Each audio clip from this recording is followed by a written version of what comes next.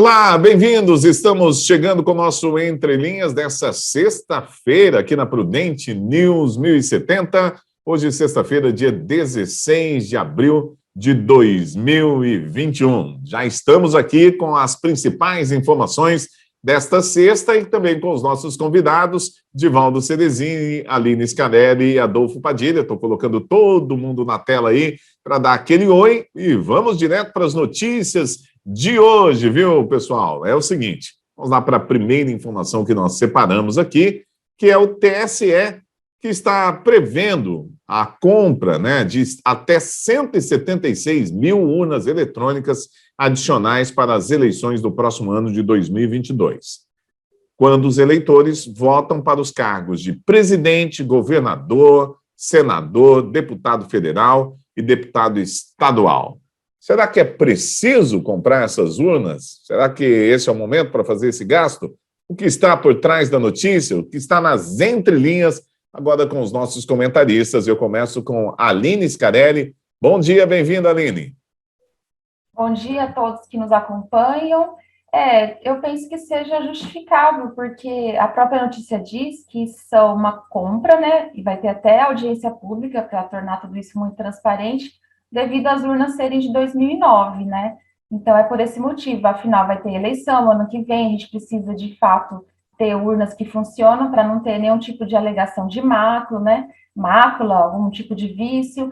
E é importante dizer que a urna, ela é um ganho histórico e civilizatório para o nosso país, ela é um avanço, que foi iniciado lá em 96, com um percentual pequeno das pessoas que conseguiam utilizar e que hoje está no Brasil inteiro. Isso é muito bom, a gente tem que se orgulhar de ter um país com processo de voto eletrônico, Diferente de muitas pessoas que vão se adiantar e dizer, aqueles olavistas, os terraplanistas, não é só no Brasil que tem urna eletrônica, pessoal, tem também, vou ler aqui, no México, na Argentina, na Rússia, na Índia, na França, a Coreia do Sul também vai implantar, alguns países dos Estados Unidos, alguns estados dos Estados Unidos têm, poucos, mas tem, e nós servimos de exemplo para o mundo, então, é confiável, tem que ser reestruturado, porque a tecnologia vai avançando e precisa dar trocar e deixar equilibrada a tecnologia atual. Muito bem, vamos lá para Adolfo Padilha. Adolfo, traz o seu comentário aí sobre as compras das urnas eletrônicas. Eu não vejo assim a urna como uma opção segura, não. A gente tem muitas denúncias de fraude, a gente tem muitas denúncias que não são apuradas da forma que tem que ser apuradas, mas de alguma forma elas têm que ser atualizadas, Seja um sistema fraudulento ou não, elas têm que ser atualizadas. O que a gente torce para o ano que vem, que tenha a comprovação por média do comprovante impresso, Diferente do que algumas pessoas dizem, a proposta do governo federal não é voltar ao voto impresso, é ter uma média, diante do número de urnas que vão estar espalhadas, de uma comprovação do impresso daquele voto, para depois poder fazer um levantamento da realidade do que aconteceu. Haja vista, um grande exemplo aqui são as pesquisas eleitorais, Tem gente que acha que é sério as pesquisas eleitorais, e vocês veem tantos golpes que são dados através de uma pesquisa eleitoral, principalmente o golpe de querer demonstrar que um candidato está bem ou está mal, Então, eu acho que as urnas, elas são, sim, muito eficientes para calcular os votos, mas nós não sabemos quem conta esses votos, Já se diziam lá atrás, quem ganha uma eleição não é quem é mais votado, mas quem sabe ou é amigo do dono de quem conta os votos. E por isso tudo as urnas nos deixam assim, muito cautelosos em dizer se realmente é um sistema seguro. Haja vista que até o sistema da NASA é invadido por hacker, Por que a urna não poderia? É muita conversa sobre a urna, mas a gente tem que ficar esperto. Muito bem, Divaldo Ceresini, bom dia para você. Me diz aí, tinha muita gente interessada em voltar o voto impresso e depois acabou mudando a situação, E o que você acha aí das urnas? É evidente que nesse momento de crise, é mais um que a gente vive, O Brasil vive em crise. A gente sempre questiona qualquer tipo de gasto que não seja naquilo que está imediatamente na nossa vista. Nesse momento é o combate à fome e também à pandemia. e a facilitação da geração de empregos. Porém, se as urnas sendo defasadas, estando em mau estado não estando em condições de uso, é necessário que elas sejam trocadas. Ou a gente quer ter muita fila nos locais de votação, porque uma urna quebrou, e voltar na votação manual, em cédula, por exemplo, que é muita fraude, né? Tudo o que nós vimos de questionamento recentemente nas eleições dos Estados Unidos foi relacionado à cédula de papel, à votação em papel, né? Então eu vejo sim a urna eletrônica como um avanço. É necessário sempre estarmos vigilantes em relação à segurança. Nenhum sistema é completamente inviolável e por isso que é importante a gente sempre estar fiscalizando o que acontece. E eu faço votos para aqueles que questionam esse sistema de votação, que hajam para mudar. A gente está aqui a semana inteira falando, né? Estou cansado de político lacrador, aquele que fala muito e faz pouco. Então, se o político está em mandato, ele tem condição de exercer alguma influência nesse assunto. Por que não propõe e não trabalha para aprovar uma lei que obrigue a votação a ser impressa? Por exemplo, você pode fazer a votação na urna eletrônica e gerar um papelzinho que a pessoa não leva para casa, ele fica ali na própria urna, que depois pode ser conferido. Quem está em mandato pode fazer isso. Se não faz, é porque não tem interesse. Muito bem, vamos trocar de assunto aqui. Olha, um reflexo da crise provocada pela pandemia do coronavírus mostra sinais cristalinos no levantamento realizado pela Secretaria Municipal de Educação de Presidente Prudente. De 6.300 famílias ouvidas até o momento, mais de 5.000 famílias revelaram enfrentar dificuldades com a privação de alimentação. O levantamento visa identificar as possíveis famílias que estão sob o risco de privação de alimentação e, desta forma, atender as crianças matriculadas na rede municipal de educação com a oferta de kits de alimentos. Comentando esse assunto, Adolfo Padilha.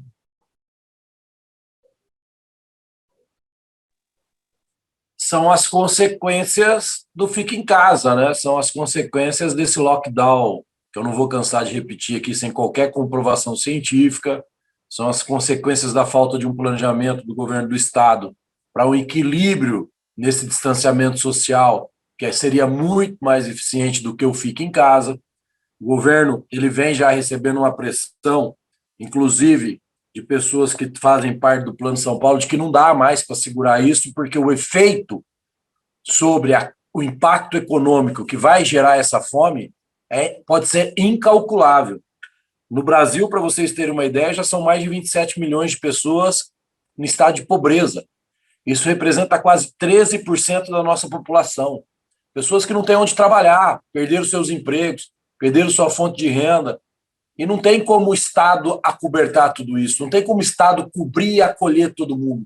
Não tem dinheiro para tudo isso, né? Ontem eu conversava com um amigo que falou que estava até vendendo bem distribuição de peça, porque mecânica é um serviço essencial, tal, só para entender essa corrente. Hoje, ele está apavorado, porque aqueles cheques que foram dados, aqueles parcelamentos em cartão que foram feitos há 6, 4, 5 meses atrás, estão sendo suspensos, cheque voltando sem fundo. Então, é o reflexo desse fica em casa e feito de forma totalmente irresponsável. Agora, vamos correr atrás de ajudar quem precisa. Divaldo Ceresini, o levantamento feito pela SEDUC foi muito bom, né? Está sendo muito bom e visa aí ajudar essas pessoas que mais precisam. Agora, ajudar de que forma, hein? Será que o governo municipal tem condição de ajudar? O governo municipal já vinha uma situação financeira bastante complicada desde o governo passado, né? Nós tivemos ainda esse agravamento econômico evidente por conta da pandemia. As prefeituras receberam um auxílio do governo federal para que fizessem o combate à pandemia. Nós temos algumas pessoas que indicam que o dinheiro não foi utilizado aqui em Presidente Prudente da forma como deveria ser, e é por isso que a gente sempre reforça aí o pedido para que haja investigação a respeito desse assunto também, seja nesse governo, seja em relação ao governo passado.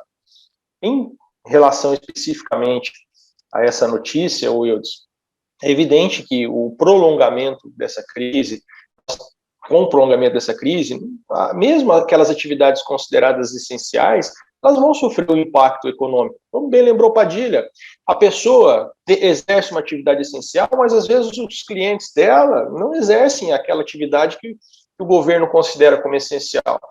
E aí elas vão, com o passar do tempo, deixando de ter condição de honrar os seus compromissos. E aquela pessoa que tem autorização para continuar trabalhando, ela pode até continuar trabalhando, pode até exercer ali a atividade, mas ela fica numa situação complicada para receber, afinal, quem teria que pagá-la pode estar com dificuldade em colocar comida na mesa. Então, essa ação da SEDUC eu vejo como muito importante, sim, para que a gente consiga dar segurança alimentar para essas crianças que, em geral, já são crianças de famílias com poder aquisitivo menor e que já naturalmente vivem numa situação mais complicada. Muito bem, vamos acompanhar agora a opinião de Aline Scarelli. Com você, Aline. O número que nos preocupa, né? Porque nenhum brasileiro, nenhum prudentino deveria estar sendo submetido a uma privação de alimentação, né? Assim, em pleno século XXI, a mesma com crise, né? Não deveríamos ter ninguém passando fome. Afinal, não é somente a partir da pandemia que aumentou o número de pessoas entrando na linha de pobreza. Olha só, a desigualdade social, ela aumentou nos últimos 3 anos, segundo um estudo da USP e do IPEA. Nos últimos 3 anos, foram cerca de 13 milhões de pessoas que ingressaram na linha da pobreza, que vivem até com R$145. Com a pandemia, isso se agravou, obviamente. Prudente reflete o cenário nacional. Parabéns pela SEDUC, a prefeitura que organizou essa forma de captação dessas informações. Prudente está de parabéns quando quer mapear, conhecer seus números para poder lidar com políticas públicas para os seus prudentinos, né? Diferente do governo federal, que suspendeu o concurso do IBGE, não temos data de quando vai ser retomada essa questão de somar, contar, fazer projeções, porque sem números, sem conhecer a realidade, como que vão, de fato, organizar políticas públicas para erradicar a pobreza? Eu já falei várias vezes aqui que a política de erradicação da pobreza não é uma benesse do governo A, do governo B, está na Constituição e é uma obrigação. Então, antes da pandemia, isso tem que ser intensificado, porque o Brasil aumentou os níveis de desigualdade, e, por outro lado, pessoal, é bom dizer que aumentou os números de milionários no Brasil. Então, o pobre ficando cada vez mais pobre, o rico cada vez mais rico, como aquela música lá. O Banco Mundial trouxe um dado que, no Brasil, aumentou cerca de, aumentou 7% e chegou a 200 mil em 2020 o número de milionários no Brasil. Então, aumentando, e a pobreza só aumentando as linhas de vulnerabilidade econômica e social. Muito bem, vamos lá, Adolfo Padilha, um minutinho para a sua réplica.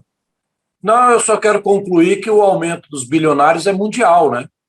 A fortuna dos bilionários americanos aumentou em mais de 500 bilhões de reais, dos sul-americanos em mais de 40 bilhões de dólares, desculpa, né? Consequentemente, os milionários também. E é reflexo da pandemia mesmo, é reflexo desse lockdown mundial, dessa irresponsabilidade que muitos praticaram no mundo e não adiantou nada.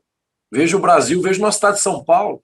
Volto a dizer, estamos vacinando, estamos com tudo fechado e os índices só aumentam. Não resolve, não funciona, porque não tem como parar tudo. E o vírus fica transuando por aí. Não tem como fazer isso. Então, o impacto financeiro é algo que vai ser muito mais perigoso, vai matar muito mais do que o vírus, como já está matando, podem ter certeza disso. Já tem muita criança comendo sem comer em casa. Isso antes a gente via muito longe da gente aqui. Agora nós estamos vendo aqui perto. Basta você andar em alguns bairros da periferia de Presidente Prudente, basta você ir em algumas associações. Olha o movimento de gente aí colhendo cesta básica, a própria Aline junto com a doutora Annelise estão fazendo uma ação dessa aqui. Você vê o Fundo Social fazendo, você vê empresários fazendo, doando, é porque tem muita gente precisando comer. Então, a gente agora tem que correr atrás, né? Muito bem, Edivaldo Ceresini também pediu a palavra. 1 minuto para você, Edivaldo. Pois é, quando eu ouço pessoas fazerem esse tipo de comparação, né, de gente ficando mais rica e achando que isso é ruim, eu fico abismado com isso. Eu acho importante que a gente tenha um crescimento econômico e para todos, sim, que a gente tenha oportunidades para isso. Só que isso só vai acontecer quando a gente entender que o inimigo não é quem está enriquecendo, o inimigo é quem está fazendo a outra parte da população ficar mais pobre, que em geral é aqueles que defendem um governo mais pesado e mais gastador, um governo que não utiliza o dinheiro da sociedade em favor da sociedade, melhorando, por exemplo, o ambiente de negócios para que a pessoa possa abrir o seu negócio e possa gerar empregos e renda. Então, nós precisamos combater isso. Afinal, são esses milionários ou bilionários que eventualmente são criticados por essas pessoas, aliás, que sempre são criticados por essas pessoas, que estão fazendo grandes doações para a estruturação da nossa rede de saúde, para o combate à fome. São essas pessoas que estão fazendo isso daí. Não são os políticos, não. Os políticos viram e mexem, estão arrumando o jeito de ferrar ainda mais quem quer trabalhar e quem quer gerar emprego. Muito bem, Aline Scarnelli, vamos lá encerrando esse assunto. Um minutinho para você. Não, sim, Padilha, não teve lockdown, né? Teve medidas restritivas. Algumas cidades, se não me engano, 3 do Brasil só, Manaus no início, Ribeirão Preto, São José do Rio Preto e Araraquara, que colocaram lá lockdown por um tempo, o resto não. Então, esses números a gente não vem sendo coletados positivamente, porque de fato não está havendo isolamento social. Divaldo, eu penso que não é os industriais, os empresários responsáveis pelas dores do mundo, não. Agora, é contraditório quando você diz que a gente precisa mesmo que tenha ganhos reais econômicos para todos, se não está tendo ganhos reais para todos. O que nós estamos tendo são aumento, sim, de quem tem concentração de renda no país e aumento da fome para quem nem tem de onde escorrer. Se a gente quer um país que, de fato, seja bom para todo mundo, a primeira coisa é a desigualdade, é a questão de diminuição da desigualdade. E quando nós vamos poder ter isso? Quando o Brasil, com políticas públicas, diminui essa diferença e, de fato, mexa com a reforma tributária. Vou falar aqui, nós nunca vamos ter quórum no Congresso para julgar, para pôr em pauta a reforma tributária. Nunca, porque vai pegar no bolso de quem manda nesse país. Muito bem, nós vamos para um rápido intervalo. Eu volto já já com Entre Linhas, não saia daí.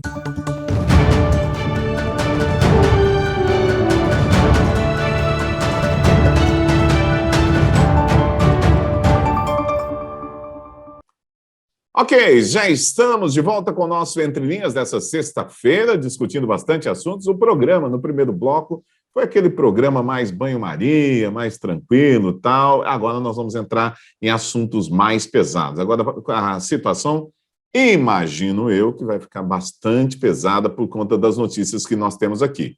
A primeira delas é que, por maioria, o Supremo Tribunal Federal manteve a decisão do ministro Edson Fachin, que beneficia o ex-presidente Luiz Inácio Lula da Silva. Foram 8 votos a favor e 3 contra. O julgamento, porém, vai continuar na próxima semana, porque o plenário do Supremo tem que discutir sobre o envio do Paraná para o Distrito Federal dos processos da Operação Lava Jato contra Lula. E ainda tem uma discussão aí sobre a maioria não concordou com a incompetência da 13ª Vara de Curitiba para julgar Lula, mas também concordou com isso, mas não entrou em consenso sobre o destino dos processos. Então, vamos lá, começando a falar sobre esse assunto, Divaldo Ceresini, é com você.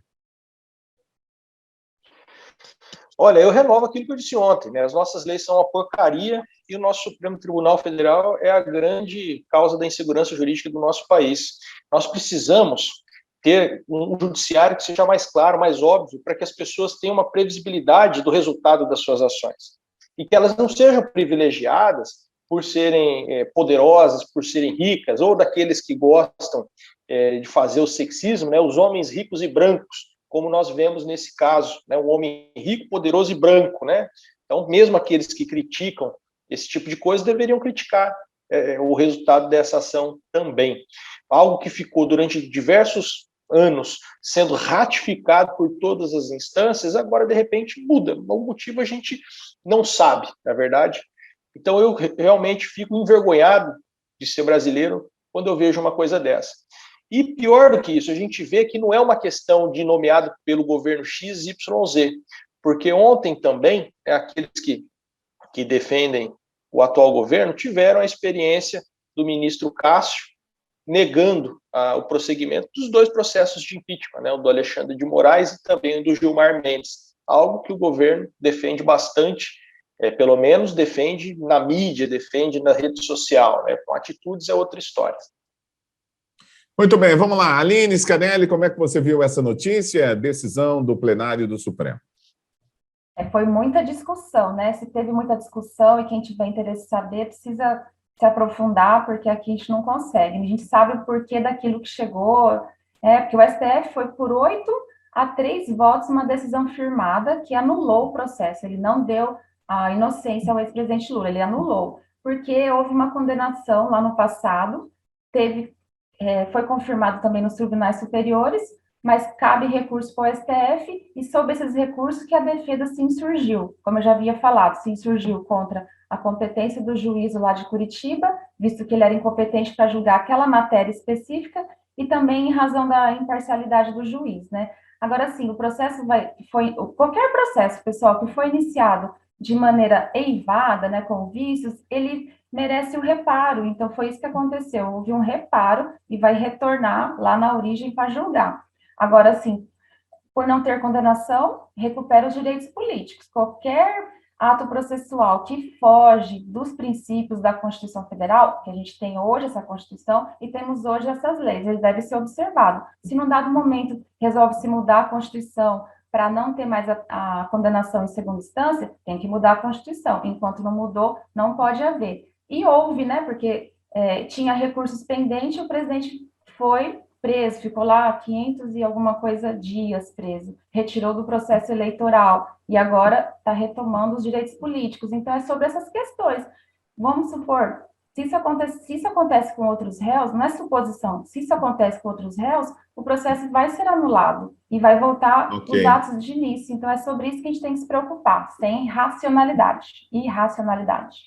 Muito bem, vamos lá, comentando esse assunto, Adolfo Padilha, como é que você viu aí? Eu vi que nas redes sociais você estava bem triste, hein, Padilha?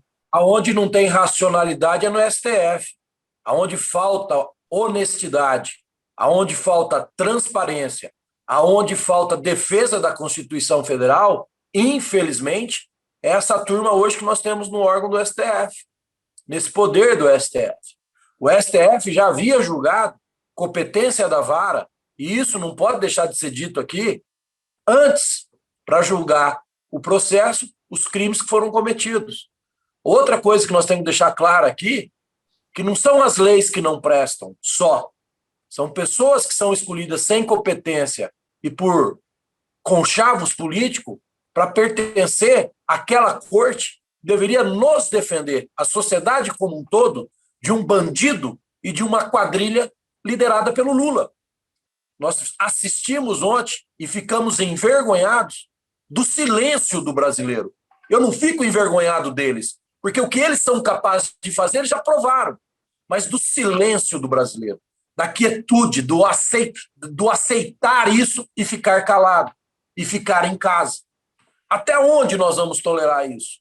Ontem é um tapa na cara de um simples trabalhador como eu, que acordo todo dia cedo para tentar ganhar o meu pão e sustentar meus filhos, da Aline, do Divaldo, do Eudes, de você, empresário, que acha que isso não te atinge, de você que está dentro do ônibus agora, de você que é autônomo, enfim, isso é uma vergonha. O que o STF fez ontem foi envergonhar o povo brasileiro. Rasgou mais uma vez a Constituição. E eu deixo aqui uma pergunta. Até quando você, vamos ficar calados, aceitando tudo como um gado dominado por essa casta do poder que nos domina de qualquer forma? Até quando? Muito bem, vamos trocar de assunto então. Eu achei que alguém ia pedir algum tipo de réplica, mas ficou todo mundo ali no seu cantinho. Vamos mudar de assunto então, vamos para o próximo assunto. Esse assunto, desculpa interromper, mas esse assunto, ele me deixa tão indignado, e nós já falamos tanto sobre ele, eu acho que eu nem tenho mais o que falar, o tamanho da vergonha que eu sinto.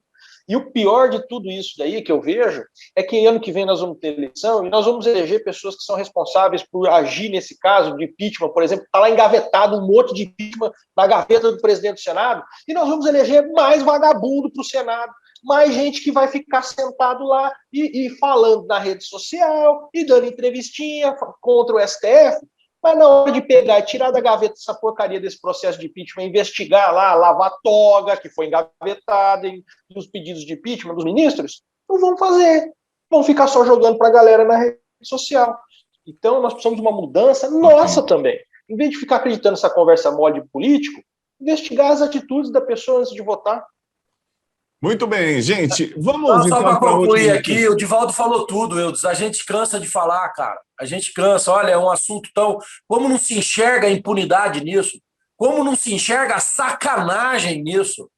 Isso chega a beirar uma sacanagem. Não é todo mundo que for julgado errado, não, que vai ter esse privilégio, que nem foi dito aqui, não. É só quem tem dinheiro, quem tem poder, porque tem muito ladrão de galinha que está preso.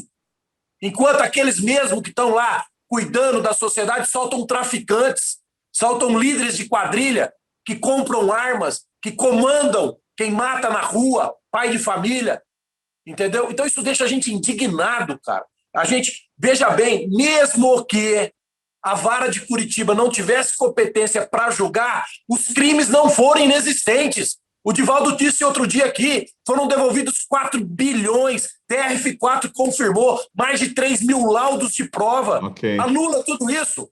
Isso é uma vergonha, é um absurdo.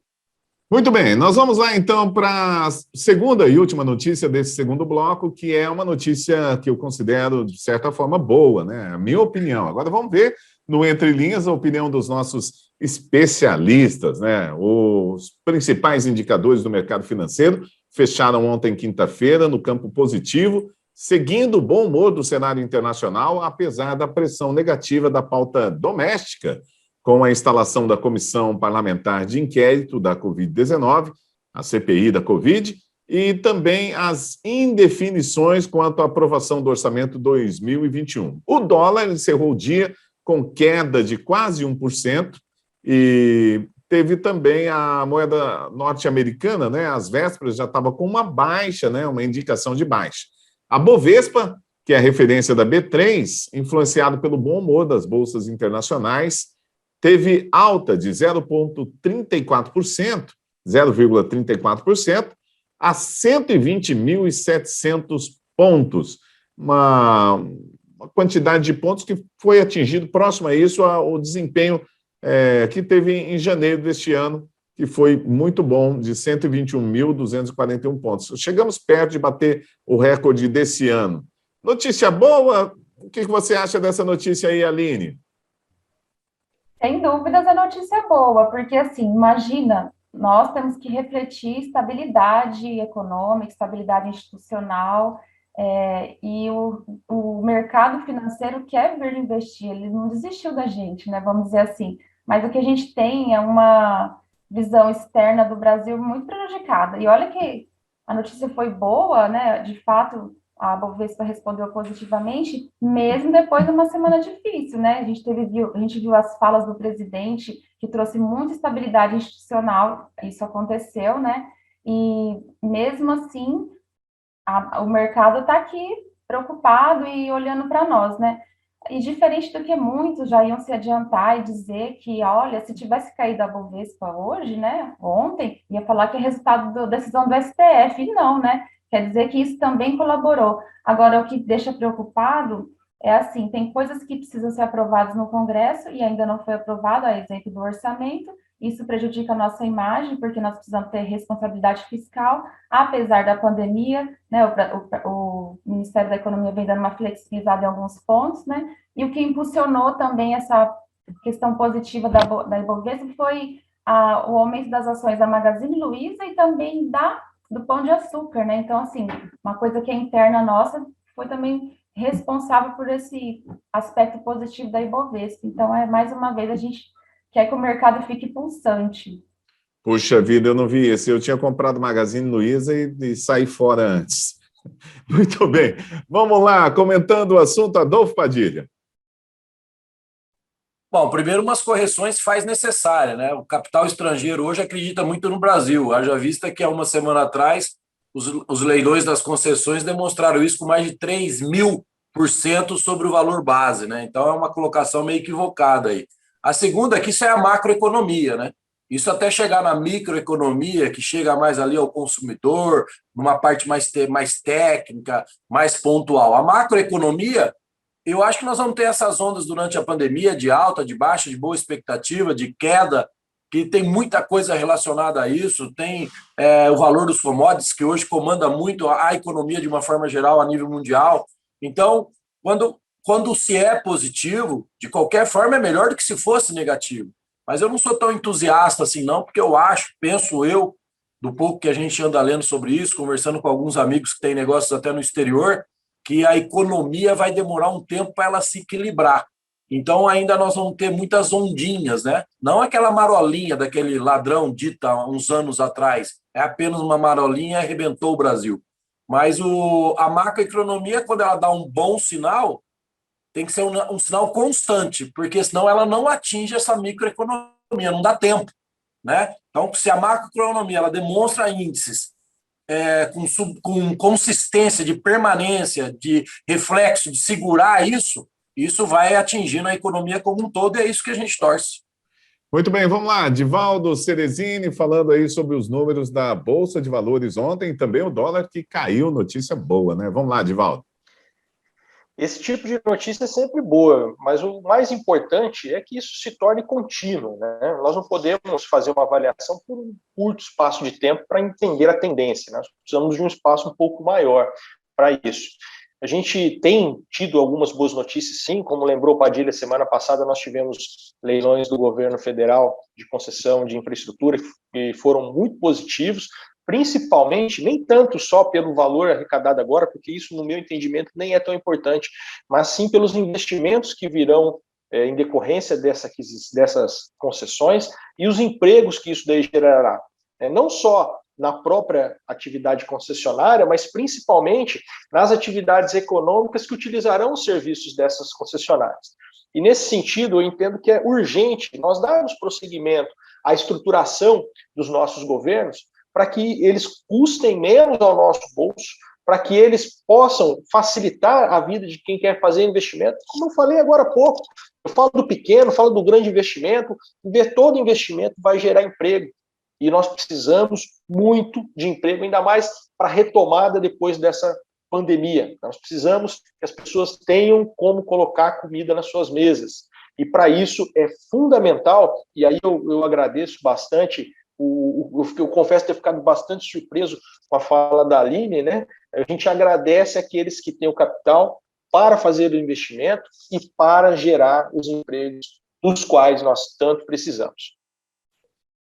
Muito bem, parece que a Aline pediu a palavra, a gente vai ouvir aí um minutinho para você, viu, Aline?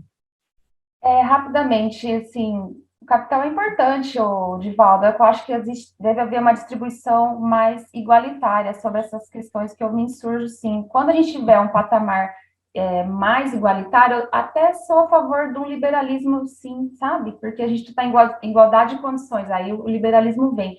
O que eu chamei a mãozinha, antes mesmo do Divaldo me referir, é com relação a uma notícia que foi da UOL ano passado, que o Brasil ele não é visto mais como uma nação assim tão legal, porque, olha só, pessoal, ele mostra que não é um país muito sério quando se trata de instituições, né, assim, essa estabilidade, é sobre isso, então a gente precisa mesmo firmar o pé, passou da hora, né, a gente não pode ter essa visão muito ruim lá externamente, porque nós vendemos e compramos, né? Muito bem, o Divaldo pediu a palavra, 30 segundos, não, um minuto para você, Divaldo, vamos lá. É só para lembrar que é isso mesmo, Aline, nós precisamos de instituições que funcionem de maneira adequada e que sirvam aos cidadãos em vez de querer que os seus membros sejam os protagonistas da sociedade. E nesse sentido, por isso que eu reforço, não cabe essa conduta que nós temos de STF, do legislativo, e em muitos casos, inclusive, dos executivos, não só o federal, em diversos aspectos estaduais, municipais. Nós precisamos de gente que queira trabalhar em favor da sociedade, ocupando esses cargos. Muito bem, pessoal, vamos encerrar o nosso Entre Linhas de hoje, colocando todo mundo na tela para aquele tchauzinho de final de semana. Olha, valeu Adolfo Padilha, Aline Scarelli, também Divaldo Ceresini. Parece que eles vão fazer um pedal aí. Bom pedal para vocês. Eu vou ficar em casa curtindo um churrasquinho lá com a minha família. Eu acho que vou chamar o nosso repórter aqui, Joilton Carlos, também, devidamente de máscara e usando álcool em gel. Podem ir para o pedal, gente. Grande abraço. Valeu e até o nosso próximo encontro na segunda-feira. A gente fica por aqui com o nosso Entre Linhas de hoje.